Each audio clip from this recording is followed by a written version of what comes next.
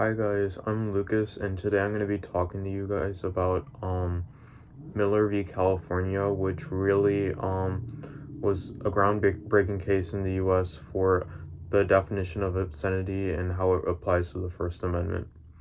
So the case name is Miller, who is a plaintiff, v. California, who is the defendant, and the full case name is Marvin Miller v. State California. And the citation number is 413 US 15. So this case kind of began in 1971 when Marvin Miller, who was a businessman in the pornographic film industry, was taken into custody by Californian authorities. This happened after he mailed brochures which promoted a book and film which depict sexual acts between men and women.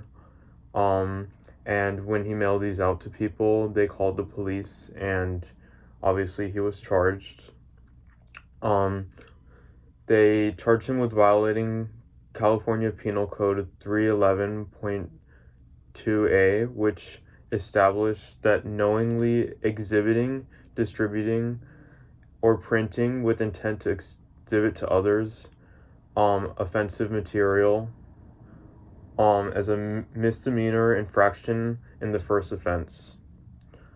So after being found guilty by a jury, Miller appealed to the appellate division of the Superior Court, claiming that the jury did not follow the criteria for obscene material which was set forth by a previous case, Memoirs v.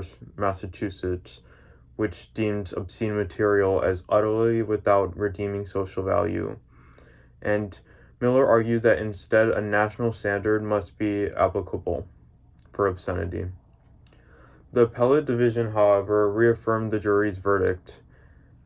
Miller later filed an appeal to the California Court for Appeal for the 3rd District, but they did not take the case.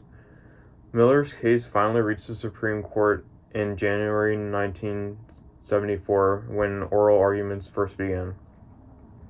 The issue at hand was, is the sale and distribution of obscene materials through the mail covered by the First Amendment's guarantee of freedom of speech? So the court rejected the argument upon which Miller's case was originally set in California, which was regarding the criteria for establishing obscenity, which was created by Memoirs v. Massachusetts.